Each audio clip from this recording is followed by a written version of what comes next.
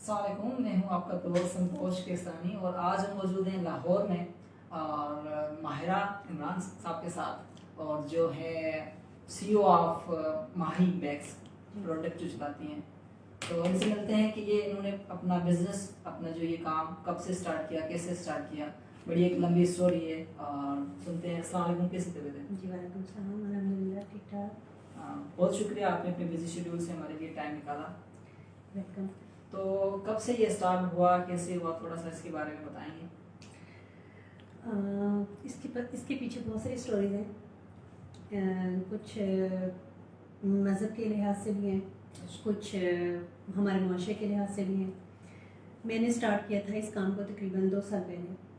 2 साल पहले मैंने अपनी फ़र्स्ट जो प्रोडक्ट है ना वो बनाई थी ऑयल, माही हेयर पोशन के नाम से।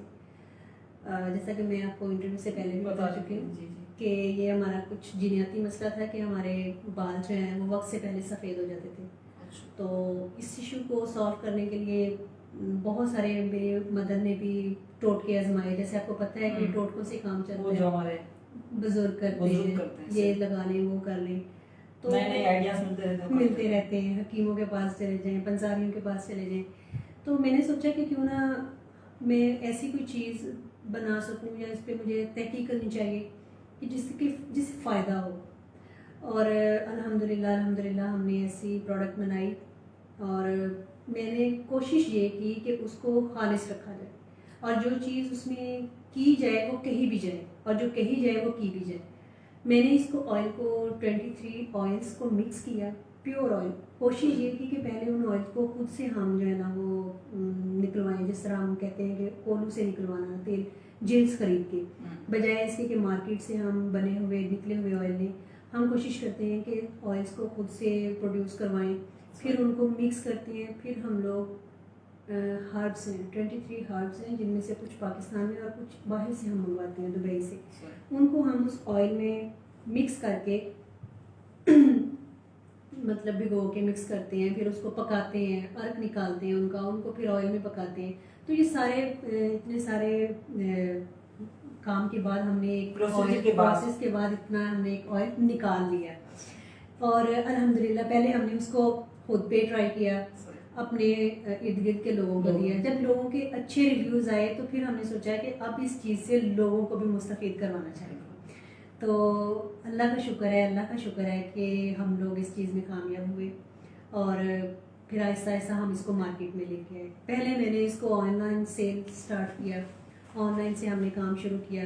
उसके बाद फिर हम लोग जो है वो आहिस्ता आहिस्ता, जब तेल का काम मैंने देखा कि लोगों को पसंद आने लग गया है, लोगों को हमारा ऑयल पसंद आने लग गया है, तो उसके बाद फिर मैं दूसरी प्रोडक्ट की तरफ आई। लेकिन उसके आने की जो है ना एक ख़ास रीज़न थी, वो ये कि पाकिस्तान में हम लोग कोई भी प्रोडक्ट यूज़ करते हैं कॉस्मेटिक्स के हवाले से, तो वो हमेशा मोस्टली जो होती हैं वो इंटरनेशनल लेवल की होती हैं। हमारी कोशिश भी ये होती है कि हम प्रोडक्ट जो भी लें स्किन के लिए खासकर या बालों के लिए कोई भी शैम्पू यूज़ करें या क्रीम यूज़ करें तो वो अच्छी कंपनी की हो। वो वजह क्यों होती है?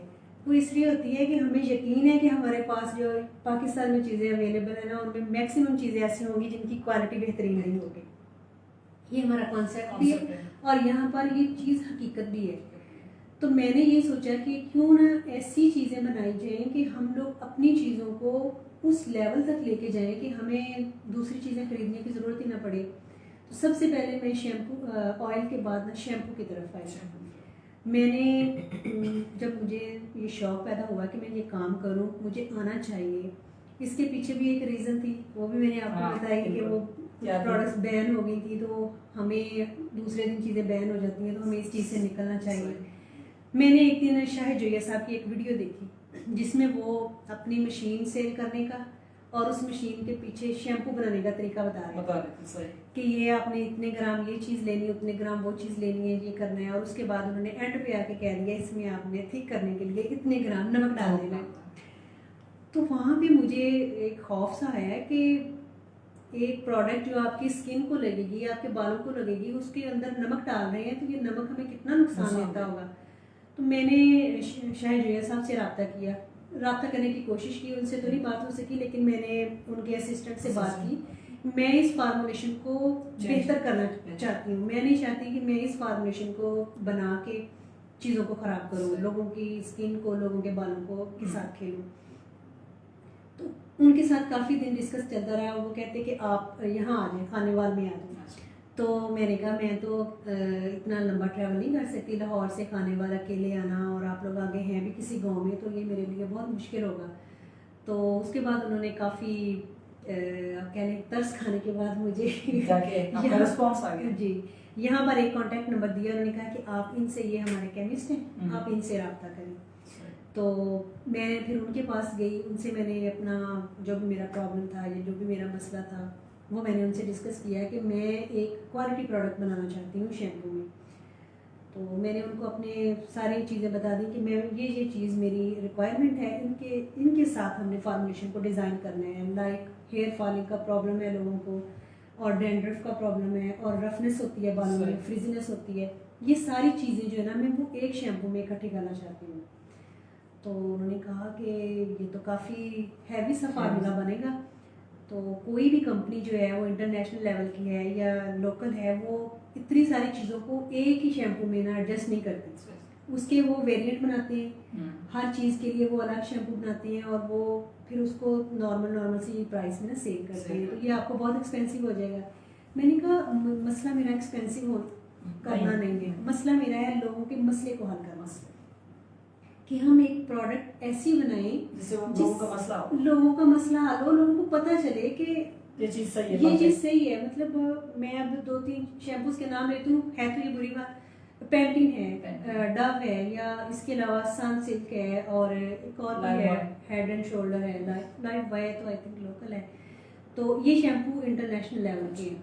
अब वहाँ पर मैं चाह रही हूँ कि उनके साथ हमारा शैम्पू पड़ा हो, तो लोगों को पता हो कि ये इनसे बेहतर क्वालिटी का है। वो चीज़ आप बनाना चाह रहे वो चीज़ बनाना चाह रहे हो, लॉरियल का शैम्पू है, आप उसके लेवल पे हैं। तो उन्होंने कहा कि फिर आप ये ना कीजिएगा कि इसमें बचता कुछ नहीं है। मैंने कहा बचाना कुछ नहीं है, बचाना है लोगों की स्किन को, लोगों के बालों को। हमारा मिशन है लोगों के बालों को बचाना। बिजनेस नहीं करना चाह रहे थे आप, लोगों के प्रॉब्लम सॉल्व करना, क्योंकि हम लोग खुद इस प्रॉब्लम से गुजरे हैं। बिल्कुल। तो ये हमारा खानदानी मसला है, जीनियाती मसला जिसको बोलते हैं, जेनेटिक प्रॉब्लम। बिल्कुल। तो मैंने कहा ये मसले हमने लोगों के हल करने के पैसा जो है वो तो साथ कमा, जरूरी बात है, पैसा तो कमाना वो तो होता ही है, लेकिन असल मसला जो है ना वो मसले के हल करना है। उन्होंने कहा ठीक है। उन्होंने मेरी आगे 2-4 लोगों से मुलाकात करवाई, उन्होंने मुझे कॉन्टैक्ट नंबर्स दिए। तो ऐसा चलते चलाते, आप कहते हैं कि केमिस्ट से मिलते मिलाते 2 लोगों से 4 लोगों से उनके सामने अपनी रिक्वायरमेंट रखी कि ये चीज़ है, इसको हल करना है। तो अल्हम्दुलिल्लाह आज आप इस कुर्सी मैं इस कुर्सी पे हूँ, और अल्लाह का शुक्र है कि हमारा शैम्पू जो है वो बहुत पसंद किया जा रहा है। ग्लॉसी फ्यूजन के नाम से शैम्पू है। अभी तक हम लोगों ने, पहले तो हम उसे ऑनलाइन सेल करते थे, लेकिन अल्हम्दुलिल्लाह अब हम उसे इन स्टोर्स भी सेल हमारी स्टार्ट हो गई है। हमने साहिवाल जोन में, यानी कि आप ये देख रहे हैं कि लाहौर से लेकर साहिवाल आरफ वाला तक जो है ना, ये इन स्टोर्स आपको अवेलेबल होगा हर अच्छे स्टोर पे। जब हम लोग शैम्पू बनाने में कामयाब हो गए तो उसके बाद बारी आ गई स्किन की। अब मैंने सोचा कि अचानक ही ऐसे हुआ कि मेरी मेट जो थी ना, उसकी स्किन यहाँ से उसकी छाइयाँ बढ़ी हुई थी ना, तो उसने कोई क्रीम यूज़ की तो उसकी स्किन कट गई, यहाँ से ना फट गई। उसने कोई फ्रैकल ट्यूब यूज़ की थी जो आजकल चल रही है। तो मुझे कहती है कि बाजी मैंने इसके ऊपर मुझे बेटनोवेट लगानी है, मुझे बेटनोवेट ले दी। तो मैंने सोचा ये बेटनोवेट तो स्टेरॉइड होती है, ये तो तुम्हारी स्किन को और ख़राब कर देगी। वहाँ से फिर मेरे जहन में आया कि लोगों का मसला सिर्फ बाल नहीं है, लोगों का मसला स्किन भी है। फिर मैं दोबारा अपने केमिस्ट उनके पास गई, के साथ नहीं वो 2 लोग, फिर मेरे 2 लोग हैं, एक यहाँ पाकिस्तान में होते हैं और एक अमेरिका में होते हैं। ये उन दोनों से मैंने डिस्कस किया कि हमने बालों का मसला तो हल कर लिया है अल्हम्दुलिल्लाह, लेकिन हमारे पास हमारी आवाम के और बहुत सारे मसले हैं जिसमें उनकी स्किन का प्रॉब्लम बहुत ही ज़्यादा है। और ख़ासकर कुछ ऐसी क्रीम्स हैं, बहुत हमारी नामवर कंपनीज हैं, मैं नाम नहीं लेना चाहूँगी, उन्होंने स्टेरॉइड क्रीम्स बेच के आवाम का बुरा हाल कर दिया है। आप देखेंगे बाकी स्किन सारी ब्लैक है, ये आप उनका फेस जो है वो इंतहाई रेड होगा, और ये चिक्स जो है वो तो बिल्कुल फटने वाली होंगी। वो उनका साइड इफेक्ट होता है। Side effect। तो ये तो आप लाल से बन जाते हैं। लाल से बन जाते हैं बिल्कुल, और फिर वो सर्कल से नुमायाँ होना शुरू हो जाते हैं थोड़े अरसे के बाद। फेयरनेस के चक्कर में वो अपना ऊपर की आप ये कह रहे हैं कि चमड़ी जो है ना वो उतरवा लेते हैं। तो मैंने फिर उनसे कंसल्ट किया, उन्होंने कहा कि बात तो आपकी ठीक है और ये कोई मुश्किल काम भी नहीं है, हम लोग इंटरनेशनल लेवल की जो फार्मुलेशन है हम लोग वो अप्लाई कर सकते हैं, लेकिन बात वही है, बचेगा आपको कुछ नहीं। बस बचाना आपको है। बचेगा मुझे कुछ नहीं। उन्होंने कहा कि आप अगर इन क्रीम्स जो मार्केट में चल रही हैं उनसे आप अपनी क्रीम महंगी रखेंगे तो लोगों ने ये कहना है कि हम क्यों खरीदें, लोगों की कुव्वत खरीद आपको पता है कम है। तो अगर आप उसी मेयार मतलब कि उसी रेट पे आप उसको सेल करेंगे तो फिर आपको बचना कुछ नहीं है। मैंने कहा मेरा नाम बच जाएगा और लोगों की स्किन बच जाएगी। उन्होंने कहा इसकी गारंटी हम देते हैं कि जो बंदा भी एक दफ़ा ये यूज़ करेगा ना तो वो दोबारा दूसरी चीज़ यूज़ नहीं करेगा। हमने सबसे पहले काम किया फ्रैकल ट्यूब पे, फ्रैकल क्रीम पे। हमने फ्रैकल के लिए क्रीम जो है ना उसका फार्मूलेशन रेडी की और उस पर तकरीबन हमने 6 से 7 मंथ्स जो है ना फार्मूलेशन को रेडी करने के बाद हमने उस पर ट्रायल की, लोगों को फ्री में हमने दी, अपने सिटीज़ में डिफरेंट सिटीज़ में हमने लोगों को फ्री में दिया। और जब हमें उसका पॉजिटिव रिजल्ट आया तो फिर हमने उसे मार्केट में लॉन्च कर दिया। और अल्हम्दुलिल्लाह इस वक्त करीमों में हमारी जो सबसे ज़्यादा रिपीट आ रही है वो फ्रैकल ट्यूब की आ रही है जी। वो क्योंकि प्राइस वाइज उतनी ही है जितनी दूसरी क्रीम्स हैं, लेकिन ये है कि वो टोटली नॉन स्टेरॉइड है। उसमें हमने सारे वो केमिकल्स या जो चीज़ें ऐड की हैं वो ऐसी की हैं कि वो इंसान की स्किन को नुकसान नहीं देती। ये नहीं है साइड इफेक्ट्स कम। हाँ, मैं ये दावा नहीं करती कि आप आज लगाएंगे और कल आपका फेस जो है ना वो फेयर हो जाएगा, क्लियर हो जाएगा। नहीं, टाइम लगेगा, क्योंकि आप किसी भी चीज़ को, कोई भी आप नॉन स्टेरॉइड चीज़ या आप कह रहे हैं ऑर्गेनिक चीज़ यूज़ करना चाहते हैं तो उसके लिए थोड़ा सा आपको इंतज़ार करना पड़ेगा हौसले से। तो अल्हम्दुलिल्लाह मैं कामयाब हो गई हूँ इसमें। तो उसके बाद फिर हमने अपना फेस वॉश, और फेस वॉश को भी मैंने फिर डिफरेंट तरीके से डिज़ाइन करवाया। यहाँ पर फेस वॉश आप देखते हैं कि अगर एक फेस वॉश में स्क्रब है तो उसमें वाइटामिन्स नहीं होंगे, अगर वाइटामिन्स हैं तो स्क्रब नहीं होगा, अगर बल्कि ये दोनों चीज़ें आपको किसी एक चीज़ में मिलेंगी नहीं। और अगर दूसरी चीज़ें ऐड की हुई हैं तो एक मतलब कि हर प्रोडक्ट में लोगों ने ये किया हुआ है कि सिर्फ एक प्रोडक्ट में एक चीज़ को ऐड करना है, बाकियों के लिए दूसरे वेरिएंट लेके आना है। मैंने उसमें भी ये किया, मैंने कहा ये सारी चीज़ें एक में ही डाल दी। तो हमने अल्हम्दुलिल्लाह एंटी एक्नी जो है वो फेस वॉश रेडी किया और उसके अंदर हमने स्क्रब और विटामिन्स डाल दिए। लाइक वो अपनी एंटी एक्नी कंट्रोल करता है, आपके फ्रेकल्स को भी कम करता है, अपनी एक्नीस को कंट्रोल करता है, और फिर विटामिन्स होते हैं जो आपकी स्किन को रिपेयर करते हैं। और स्क्रब उसमें डाल दिया है कि आप डेली इंसान 3 से 4 दफ़ा तो मुँह धोता ही है। जो नमाज पढ़े वो तो 5 बार होता है, लेकिन जो नहीं पढ़ता वो 2 से 3 बार तो धो ही लेता है। सुबह उठने से पहले। हाँ, तो 2-3 बार आप जब अपनी स्किन को स्क्रबिंग करेंगे तो मेरे नहीं ख्याल में कि आपकी स्किन पे डस्ट रह जाएगी या आपको किसी किस्म की फिर क्रीमों की ज़रूरत पड़ेगी, क्योंकि आपकी स्किन डेली नीट होती रहेगी चंद घंटों के बाद। तो अल्हम्दुलिल्लाह हमने वो भी एक अलग चीज़ बनाई और उसकी भी बहुत अच्छी सेल आ रही। मसला ये है कि हम लोग, जो मैं चाह रही थी जी, हम लोग चाह रहे थे कि हम लोगों को बेहतर चीज़ दें, उनको एक क्वालिटी प्रोवाइड करें, लाइक उनको पता चले कि हम यहाँ पर पाकिस्तान में भी ऐसी चीज़ें बन सकती हैं, मिल सकती हैं। तो वो मैं उसमें कामयाब हो गई। अच्छा, आपने अपने हिसाब से जो जर्नी थी वो बताएं। अब हमें ये बताएं कि माहिरा खान खुद कौन है?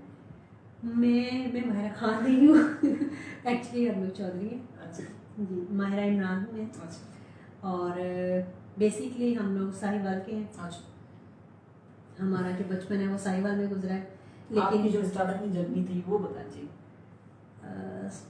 साहिवाल में हमारा तारीख उधर से ही, हमारी जो मिडिल तक मैं साहिवाल में पढ़ी गाँव में। उसके बाद हम लोग, बल्कि हम लोग नहीं, मेरे पेरेंट्स जो है वो बहुत अरसे बाद लाहौर में, मैंने 8वीं जो है ना 8वीं के बाद लाहौर शिफ्ट हो गई थी। मैंने मैट्रिक इधर से किया, फिर मैंने इधर से अपनी अगली क्वालिफिकेशन जो एजुकेशन वो भी इधर ही लाहौर से मेरी सारी है। तो इसके बाद मैंने फिर कुछ अरसे के लिए मैं दीन की तरफ भी गई। अल्हम्दुलिल्लाह माशाल्लाह, मैंने यही तो सही कम से जी अल्हम्दुलिल्लाह मैंने आलमा का कोर्स भी किया हुआ है, ग्रेजुएशन की हुई है। तो उसके बाद जब मैंने आलमा का कोर्स करने के बाद मैं फ्री हुई, अभी 2 दिन हुए थे तो मेरी शादी हो गई, और शादी होने के फ़ौरन बाद फिर हम दोबारा से लाहौर आ गए। और यहाँ पर आकर फिर क्योंकि मेरे शुरू से ही मेरे ज़हन में था कि मुझे कुछ करना है, मैं कुछ करने के लिए पैदा हुई हूँ, मुझे कुछ अलग करना है, ये शुरू से ही मैं सोचती थी और मैं करना चाहती थी। और मैंने अपनी लाइफ में बहुत सारे बिजनेस किए हैं, लेकिन वो बिजनेस मैंने खुद से नहीं किए थे, किसी के साथ पार्टनरशिप कर ली, किसी के साथ किसी को सपोर्ट कर दिया, ऐसे करना मतलब कि करती रही। लेकिन ये फर्स्ट था कि मैंने कहा नहीं, मुझे खुद कुछ करना है। क्योंकि आप अगर किसी के लिए कुछ करना चाहते हैं, आप कुछ अलग से करना चाहते हैं ना, तो वो खुद कर सकते हैं। अगर आप किसी को कहेंगे ना कि वो ये कर दे, लोगों के लिए करे, तो इतना स्टेमिना नहीं होता किसी के पास। हर कोई ये सोचता है कि इस चीज़ में मुझे बचना कितना है, और ये सोच किसी किसी की होती है। कोई कोई कहता है कि बचने की बात बाद में, पहले हम फायदे की बात करते हैं, कम लोग करते हैं जैसे। हाँ जी। तो मेरा सवाल ये था मायरा जी आपसे, तो आपने बताया अपने सारी ये काम करने के बाद आप किसी भी प्रोडक्ट को अपना रजिस्टर कराना, स्कूल सी तक पहुंचना, ये सारा प्रोसीजर, ये सारे ऑफिस रजिस्टर, अपने मॉडल को लोगों की तरफ लॉन्च करवाना, कंपनी को बड़ा मसला होता है। तो इतना काफ़ी डिफ़िकल्टीज आपको जो आई, उसमें आपने क्या सीखा और किस तरह से इसको फेस किया सब? ये मैं छोटी सी बात है, ये मैं अपनी तरफ से दूसरी औरतों को भी ये पैगाम देना चाहूँगी। कोई भी औरतें कहें ना तो वैसे लोग गुस्सा भी कर लेते हैं फीमेल्स, ठीक है, सब फीमेल्स को, कि जब आप इरादा कर लेते हैं ना, तो अल्लाह आपको वहाँ तक खुद ले जाता है आपकी उंगली पकड़ के। और यहाँ पर आप ये ऑफिस में, और ये आपने मेरे रजिस्ट्रेशन के देखे हुए फॉर्म्स वगैरह, हर चीज़ ये मैंने बाय हैंड की, मैंने हर चीज़ खुद की है। अपनी ये ऑफिस जिस जगह पर हम बैठे हुए हैं, इसको डेकोरेट भी मैंने खुद किया है, डिज़ाइन खुद किया है, इसकी ईच एंड एवरीथिंग चीज़ जो है मैंने खुद परचेज़ की है। अपनी प्रोडक्ट की जितनी भी चीज़ें हैं, जो भी असेंबली लाइन में उनका चलता है, केमिकल ले लें आप, बॉटल्स ले लें, पैकिंग का मटीरियल ले लें, ईच एंड एवरीथिंग मैं खुद करती हूँ। इवन के अपनी लैब में जब हम लोग ये चीज़ें बना रहे होते हैं तो उसकी निगरानी मैं खुद करती हूँ। कोई भी चीज़ को मैं तब तक पैक नहीं करवाती जब तक मैं उसे चेक ना कर लूँ। तो वही मैंने जब आपसे मेरी मुलाकात हुई थी तो मैंने कहा ये बड़ा एक जिगरा है जो आप काम कर रही हैं, बड़ी बात है। और इसके साथ साथ एक थोड़ा सा और इजाफा करूँ, इसके साथ साथ मेरे बच्चे भी हैं, अल्हम्दुलिल्लाह मेरे 3 बच्चे हैं, वो स्कूल में पढ़ते हैं, उनको पिक एंड ड्रॉप भी मैं खुद देती हूँ। मेरा घर है, हस्बैंड है, मैं ज़ाहिर बात हाउस वाइफ भी हूँ, तो अपने घर को मैं खुद देखती हूँ। नहीं, सवाल तो एक थोड़ा सा डिफिकल्ट सवाल कर रहा हूँ मैं आपसे कि ऐसे आपको फीमेल्स को घर चलाने में क्या डिफिकल्टीज आती है जो मेरे को नहीं आती? ये आती है, देखिए इसमें ये होता है कि अब छोटी सी मिसाल मैं देती हूँ। मैं इस वक्त मार्केट में गई हूँ, परचेजिंग के लिए गई हूँ, केमिकल लेने के लिए। वहाँ पर मुझे पता है कि मैं सुबह 8 बजे बच्चों को ड्रॉप करना है, मार्केट्स ने 10 बजे ओपन होना है, मैं 10 बजे मार्केट में उसके सामने खड़ी होती हूँ। जैसे ही मार्केट ओपन होती है मैं अपनी परचेजिंग करती हूँ। अपने टाइम से मैंने एक मैनेज किया होता है कि मैंने इस टाइम में ये करके मैंने वापस आके 2 बजे बच्चों को पिक करना है। लेकिन क्या होता है, कभी कभी ऐसा होता है कि आप वहाँ ट्रैफिक में फंस जाते हैं, कोई मसला हो जाता है, गाड़ी ख़राब हो जाती है, कुछ भी हो जाता है, तो वो फिर उधर बहुत सारा फिर वो एक डिप्रेशन हो जाता है, क्योंकि अब बच्चे वहाँ पे इंतज़ार कर रहे होंगे, ये मैं किस मुसीबत में फंस गई हूँ, ये क्या हो गया, वो सारी चीज़ें, वो स्ट्रेस भी लेना होता है, वो हर चीज़, लेकिन उसको मैनेज भी करना होता है। मेल्स को ये नहीं होता, उनको ये होता है कि वो सारी बात है, वो मर्द के लिए वैसे भी कहा जाता है कि मर्द एक वक्त में एक ही काम करते हैं। तो ये अल्लाह ताला ने ना औरत में खुसूसियत रखी है कि वो एक वक्त में बहुत सारे काम इकट्ठे कर सकती है, और अल्हम्दुलिल्लाह मैं कर रही हूँ। बिल्कुल, आप उनके लिए बड़ी इंस्पिरेशन है कि आप इतना बड़ा आपने काम किया है। और आपको सवाल मैं कहना चाहूँगी औरतों को कि वो किचन तक महदूद ना रहें। बिल्कुल, जो चीज़ वो सोचती हैं उसको करने की वो ठान लें। और मेरे ख्याल में हमारे पाकिस्तान में बहुत सारी औरतें हैं जो कुछ करना चाहती हैं, और मैं उनको यही कहूँगी कि वो एक कदम आगे बढ़ाएं। वो जो उन्होंने सोचा है वो करने के लिए एक कदम आगे बढ़ाएं, अल्लाह उनकी मदद करे, उनको ज़रूर उनके लिए कोई ना कोई रास्ता निकले। महाराज जी, देखा जाए कि आपने जो जैसे कहा कि सपोर्ट जो है ना, सपोर्ट लाजमी उनको चाहिए होती है, तो सपोर्ट के हवाले से आप क्या है कि आपको किसने सपोर्ट किया? इस काम की? क्योंकि सपोर्ट के बगैर तो फैमिली का सपोर्ट ना बिल्कुल फैमिली सपोर्ट करती है, और सबसे बड़ी इंस्पिरेशन जो है मेरे लिए वो मेरी मदर है। हमने अपनी मदर को सारी ज़िंदगी मेहनत करते देखा है। अच्छा।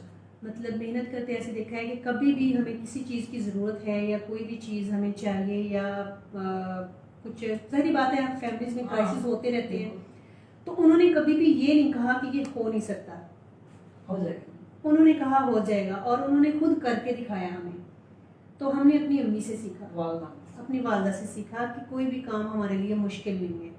मेरी फैमिली, मेरे ब्रदर, मेरे सिस्टर्स, सारे सब मेरी सपोर्ट करते हैं, मेरे हस्बैंड, और सबसे बढ़कर मेरी जो आउट ऑफ कंट्री मेरी सिस्टर रहती हैं, उन्होंने मेरी बहुत सपोर्ट की है, और वो मुझे बहुत मोटिवेट करती हैं, क्योंकि वो वहाँ देखती हैं कि औरतें कहाँ तक पहुँच गई हैं। उन्होंने मुझे बहुत सपोर्ट किया है। फिर मेरे फादर इन लॉ, ये आपने बहुत ही कम सुना होगा कि कोई फादर इन लॉ अपने फादर इन लॉ या मदर इन लॉ के बारे में बात करे, वो बहुत ही सपोर्टिंग है। उन्होंने मेरे लिए बहुत मेरा साथ दिया है और मुझे गाइड भी करते हैं। बिजनेस वो खुद भी करते हैं, लेकिन उन्होंने मुझे बहुत गाइड भी किया है कि आप ऐसे करें वैसे करें। तो अल्हम्दुलिल्लाह मैं खुश नसीब हूँ। मैं ये कहूँगी कि मैं खुश नसीब हूँ। मेरे बच्चे भी मुझे सपोर्ट करते हैं। मैं जब ऑफिस के लिए निकलती हूँ या अपनी लैब को जाती हूँ, तो मेरा बेटा, जो बड़ा बेटा है, वो 13 साल का है, तो वो मुझे रोज़ ये बात कहता है, मम्मा आज रात को मैंने ईशा की नमाज़ पढ़ के आपके बिज़नेस के लिए दुआ की थी। तो ये चीज़ तो मैं उसमें मैं और ज़्यादा स्ट्रॉन्ग हो जाती हूँ। मुझे यकीन हो जाता है कि मैं नहीं गिर सकती। मेरे पीछे दुआएं करने वाले इतने मासूम लोग हैं, बुजुर्ग बात सुनने के बाद एक पॉजिटिव कमेंट आपको और हो जाता है, तो मैं और ज़्यादा मजबूत हो जाती हूँ कि नहीं, मैंने ये अचीव करना है। सही। तो मेरा लास्ट यही सवाल था, जिस तरह से आपने कहा कि 50 से ज़्यादा या 40 से ज़्यादा ओल्ड लेबर जो हैं, ओल्ड एज के लोग जो, उनको आपने एज ए लेबर में रखा है। जी जी। तो वो क्यों?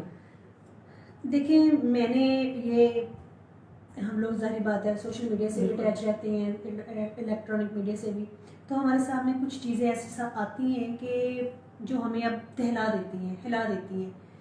पहले हम ये यूरोप में सुनते थे, ये कल्चर है कि पेरेंट्स को या ओल्ड लोगों को बोझ समझा जाता था, या वो खुद को जब वो काम करने के काबिल नहीं रहते थे या 60 या 50 अबव हो जाते थे, तो वो खुद को ये समझने शुरू कर देते कि हम बेकार चीज़ हैं। और हमारी, आपने देखा होगा, हमारी हुकूमत ने भी कोई ऐसा इंतज़ाम नहीं कर रखा, बल्कि नौजवानों के लिए नहीं है, बूढ़ों के लिए तो बहुत दूर की बात है कि वो कोई बरसरे रोज़गार हो जाए या अपने आप को वो समझे कि मैं भी काम का बंदा हूँ।